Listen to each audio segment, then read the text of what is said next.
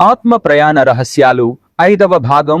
జాగృత వ్యావహారిక స్థితి నుండి ఉన్నత చైతన్య స్థితిని అనుభూతించడమే అసలైన జీవన సాఫల్యత. ప్రసాద్ భరద్వాజ. సాధారణ జాగృత వ్యవహార స్థితి నుండి ఉన్నత చైతన్య స్థితిని పొంది దానిని అనుభూతికి తెచ్చుకోవడమే ఆధ్యాత్మిక ప్రయాణం. దానికోసం చేసే నిరంతర ప్రయత్నమే సాధనాపర దీక్ష. అదే అసలైన జీవన సాఫల్యత. అయితే ఈ ప్రయాణ మార్గంలో ఎదురయ్యే దోషాలు, అడ్డంకులు, సందేహాలను నివృత్తి చేసుకోవడం ఈ ప్రయాణాన్ని సుగమం చేస్తుంది. ఈ ప్రయాణంలో మనిషి జయించవలసిన 6 ముఖ్యమైన దోషాలు ఉన్నాయి. భారతంలోని ఉద్యోగ పర్వంలో విదురుడు వాటిని ఈ విధంగా తెలియజేశాడు. అవి ఏమిటంటే అతి నిద్ర, బద్ధకం, భయం, క్రోధం, అలసత్వం, ఎడతెగని ఆలోచన అనే ఈ 6 దోషాలను జయించినప్పుడే లక్ష్యాన్ని చేరగలుగుతాడు. మన జీవితం మన భావోద్వేగాలకు అనుకూలంగా నిర్మించబడి లేదు. మన భావోద్వేగాలు జీవితాన్ని మార్చలేవు. ప్రతి ప్రయాణం గమ్యాన్ని చేరుస్తుందని చెప్పలేం. కానీ ప్రయాణించిన దూరం గమ్యాన్ని దగ్గరగా చేస్తుంది. అనుకున్నది జరగడం, జరగకపోవడం సంభవమే. విజయంలో పొంగిపోతే అహంకారం పలకరిస్తుంది. అపజయంలో కృంగిపోతే ఆత్మన్యూనత వరిస్తుంది. మన ఉన్నతికి విఘాతం కలిగించే దోషాలను వదిలివేయడం, లోపాలను సవరించుకుంటూ ముందుకు సాగడం వల్ల పరిణతి, ఉన్నతి లభిస్తాయి. ఈ క్రమంలో పైన చెప్పిన 6 దోషాలను విశ్లేషించుకుంటే, 1వ లక్షణం అతి నిద్ర. నిద్రలో శరీరం విశ్రాంతమవుతుంది.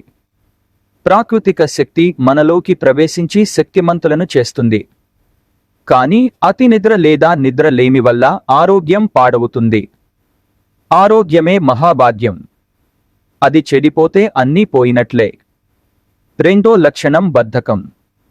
ఇష్టమైన దానికోసం అవసరమైన దానిని వదిలివేయడం బద్ధకం. దానివల్ల వాయిదా వేసే జబ్బు కలిగి సమయానికి ఏ పని పూర్తి చేయలేం. అనుకోని పరిస్థితులు ఎదురైతే వాటిని ఆమోదించలేని సమయంలో కలిగేది భయం. 3వ లక్షణం భయం. భయం వల్ల ఏ పనిని సంకల్పించినా ఇది నాకు సాధ్యపడుతుందా? అపహాస్యం పాలవుతానేమో? అపజయం కలుగుతుందా? అనే అనుమానాలు వెన్నాడుతూ ఉంటాయి. అనుమానాల వల్ల ఉత్సాహం తగ్గి ధైర్య సాహసాలు సన్నగిల్లుతాయి. బుద్ధి పనిచేయదు. శక్తి సామర్థ్యాలు మందగిస్తాయి. ప్రయత్నం మధ్యలోనే విడిచిపెడతాం. 4వ లక్షణం క్రోధం. క్రోధం అన్ని అనర్థాలకు మూల కారణం. పరిస్థితులు మనం అనుకున్నట్లుగా లేనప్పుడు కోపం వస్తుంది. కోపం మనలోని భావోద్వేగానికి సంకేతం. కోపం దీర్ఘమైతే క్రోధంగా మారుతుంది. క్రోధం వల్ల మోహం కలుగుతుంది. మోహం వల్ల స్మృతి తప్పుతుంది. దానివల్ల బుద్ధి సరిగా పనిచేయదు. 5వ లక్షణం అలసత్వం. అలసత్వం వల్ల విద్య దక్కదు. విద్య లేని వానికి ధనం లేదు. ధనం లేక మిత్రులు ఉండరు. మిత్రులు లేకపోతే సుఖమూ ఉండదు. 6వ లక్షణం ఎడతెగని ఆలోచనలు. ఎడతెగని ఆలోచనల వల్ల కార్యరంగంలోకి దిగడం కుదరదు. ఈ ఆలోచనలు ప్రతిబంధకాల వైపు మాత్రమే నడిపిస్తాయి. ప్రణాళికలు రూపొందాలంటే ఆలోచనలు అవసరమే కానీ అవి ఆచరింపబడితేనే విజయం. ఇలా ఈ 6 దోషపు లక్షణాలను వదిలితేనే అభ్యున్నతి అంటుంది భారతీయ ఆధ్యాత్మిక ప్రపంచం. వీటి తరువాత చాలా మందిలో వచ్చే సందేహాలు కొన్ని ఉన్నాయి. 1. దైవదర్శనం అనేది నిజమేనా? అది శాశ్వతంగా నిలిచి ఉంటుందా? కనిపించే ప్రపంచాన్ని చూసే నిన్ను శివరూపంగా చూసే దృష్టి వస్తే అప్పుడు నిరంతరాయంగా శివదర్శనం అవుతుంది. మనం కోరుకున్నట్లుగా ఏదోక రూపంలో జరిగే శివదర్శనానికి ఎప్పటికీ శాశ్వతత్వం ఉండదు. ఏదైనా ఒక దృశ్యం మనకు కనిపించిందంటే అది అంతకు ముందు కనిపించలేదని అర్థం. ఒకప్పుడు కనిపించనిది ఇప్పుడు కనిపించిందంటే మళ్ళీ అది కనిపించకుండా పోయేదే. ఏదైనా శాశ్వతం అయి ఉంటే అది ఒకప్పుడు ఉండటం, మరొకప్పుడు లేకుండా పోవడం జరగదు. మనం కోరుకునే రూపదర్శనం విషయంలో శాశ్వతత్వం కుదరదు కనుక అది అత్యుత్తమ దర్శనం కాదు. ఒకవేళ నీవు కోరుకున్న రూపంలో దర్శనం ఇచ్చేందుకు దైవం సిద్ధంగా ఉన్నా అది చూసేందుకు నువ్వు శాశ్వతంగా ఉండలేవు. కాబట్టి ఎట్లా చూసినా రూపదర్శనం అశాశ్వతమైనని తెలుస్తుంది. మనం కోరుకున్న రూపంలో దైవం కనిపించడం లేదని అనుకోవడమే శివానుభూతికి అడ్డుగా ఉంది. 2. చైతన్యమే మనసు కాదా? చైతన్యం, మనసుల మధ్య గల వ్యత్యాసం ఏమిటి? మన నిజస్వరూపం చైతన్యం.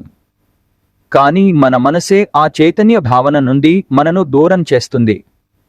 మనసనేది ప్రత్యేకించి లేదు. అది కూడా ఈ ప్రపంచం చేత ఏర్పడిందే. మనలోని చైతన్యంపై ఈ ప్రకృతి సాధించిన ఆధిపత్యమే మన మనసు. మన శరీరాన్ని మనస్సు వాడుకుంటుంది. మనసును ప్రపంచం వాడుకుంటుంది. మనసు, దానిలో ఏర్పడిన కోరికలు కలిసి శరీరాన్ని నడిపిస్తున్నాయి. పంచేంద్రియాల ద్వారా మనం స్వీకరించే ప్రపంచంలోని విషయాలే ఆ మనసు ఏర్పడటానికి కారణంగా నిలుస్తున్నాయి. చలనచిత్రం అనేది ఒకటి ఉంది కనుక మనకు చూడాలనిపిస్తుంది. అంటే ప్రపంచమే మన మనసుగా ఏర్పడుతుంది. కాబట్టి ప్రపంచం, మనసు వేరువేరుగా లేవు. చైతన్యమే లేకపోతే ద్రష్టకు గాని, దృశ్యానికి గాని ఉనికి లేదు.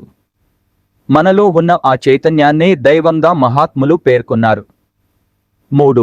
మనసును పక్కకు నెట్టి మన నిజ చైతన్యమును అనుభవానికి తెచ్చుకోగలమా? ఇది సాధ్యం కావాలంటే చైతన్య మూలాలు, దానికి పట్టిన మాయా ముసుగు గురించి మనం అర్థం చేసుకోవాల్సి ఉంటుంది.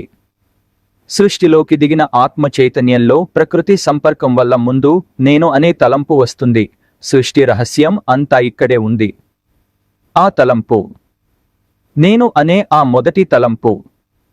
మీకు అర్థం కాకపోతే ఇంజన్ వెనకాలే పెట్టెలు ఎలా వెడతాయో అదే విధంగా ఒకదాని తరువాత మరొకటిగా పునర్జన్మలు వచ్చేస్తూ ఉంటాయి. అనారోగ్యం కలిగినప్పుడు రోగం పూర్తిగా వేర్లతో సహా నశిస్తే పర్వాలేదు. మందులు వేసుకుని రోగాన్ని అణచి ఉంచితే, మందులు మానేస్తే 6 నెలలకో సంవత్సరానికో మళ్లీ రోగం తిరగబెడుతుంది. మనస్సు ఆవిర్భావానికి కారణమైన మూల తలంపు కూడా అటువంటిదే. ఈ మనసును తాత్కాలికంగా పక్కకు నెట్టడం వలన ఉపయోగం లేదు. దానిని అధిగమించి స్వచ్ఛమైన చైతన్యాన్ని అనుభవానికి తెచ్చుకోవాలి.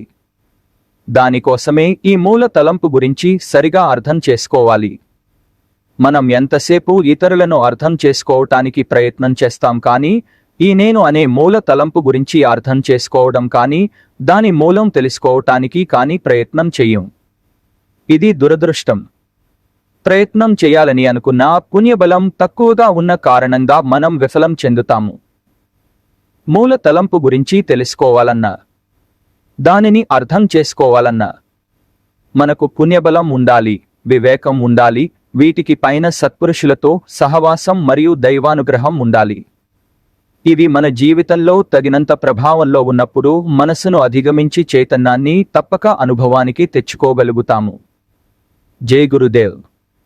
దివ్యాత్మ సహచరులారా, మన ఆత్మిక అవగాహన ప్రయాణాన్ని ఆత్మ ప్రయాణ రహస్యాలు 6వ భాగం యొక్క వీడియోతో కొనసాగిద్దాం. అప్పటి వరకు ఈ వీడియోలో వివరించబడిన విషయాల పట్ల లోతైన అవగాహనకు ప్రయత్నం చేయండి. వీక్షించిన దైవీ ఆత్మలందరికీ శాంతి మరియు ప్రేమకు శుభాశీస్సులు. చూసినందుకు మరియు అర్థం చేసుకున్నందుకు ధన్యవాదాలు. లైక్ చేయండి, సబ్స్క్రైబ్ చేయండి మరియు మీ ప్రియమైన వారికి షేర్ చేయండి. భవిష్యత్ పోస్టుల సూచనల కోసం బెల్ చిహ్నాన్ని నొక్కడం మర్చిపోవద్దు.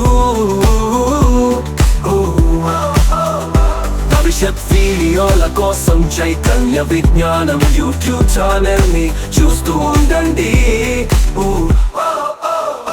భరద్వాజ.